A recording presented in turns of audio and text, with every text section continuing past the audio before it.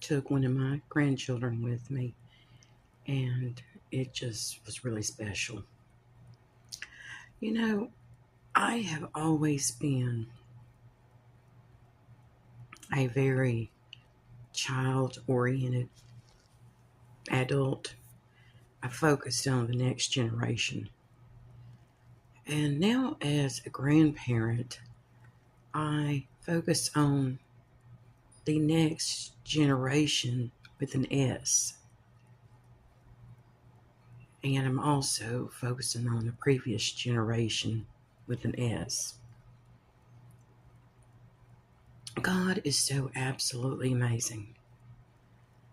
Today, I had the opportunity to show my grandson around the church, and he knows who Jesus is. And he wants to pray. He wants to talk to Jesus. And the banners that were hanging in the church today, there's visuals that children can understand.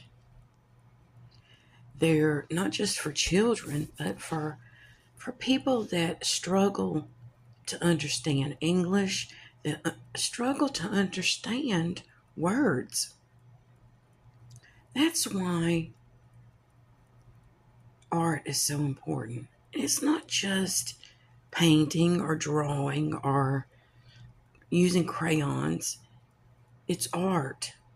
It's textiles. It's patterns. It's colors. It's shapes. It's all of the things that you see in a church. The stained glass windows, the design of the steeple, or the not even having a steeple in a church. It's communication. I studied art history, I studied architecture, and I did study the Bible, and I continue to study the Bible. Today I had the opportunity to see my grandson worship, and he thoroughly loved every aspect of it, and he's just turned 2. People say a 2-year-old can't worship. How would they know what they're doing? Jesus talks to children.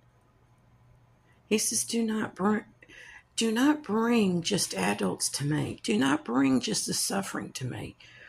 Bring the children to me to learn. You know, I talk about coping techniques all the time. If children are not taught about Jesus, they're not going to be able to cope with life. We have children that are suffering from various forms of depression and mental illness, and a lot of it is something that's going to lead to an addiction. I am a child advocate. I am a human advocate.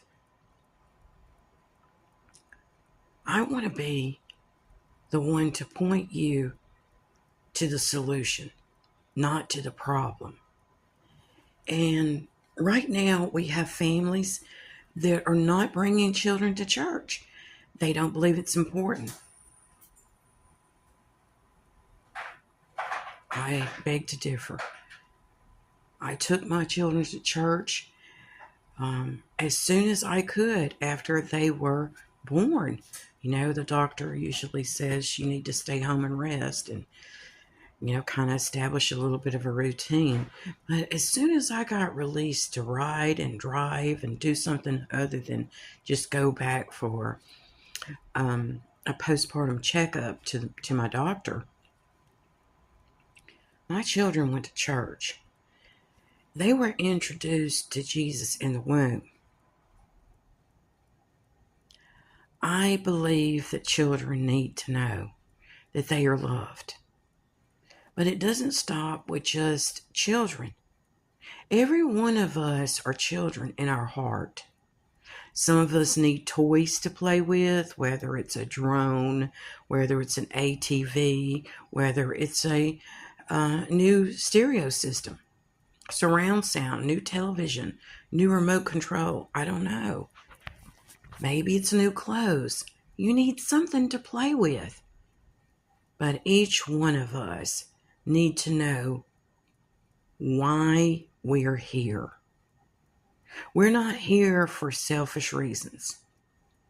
It's not all about us. I have taught my 3 now adult children as children. I taught them as toddlers. I taught them as babies. And you say you can't teach a baby. Yes, you can. When you comfort a baby, when you give them a bottle, when you give them, let them nurse, when you change their diaper, change their clothes, put fresh clothes on them, bathe them, that's showing them love. And that is teaching a newborn, a toddler, that love is something that they need. It's not all about self. It's not.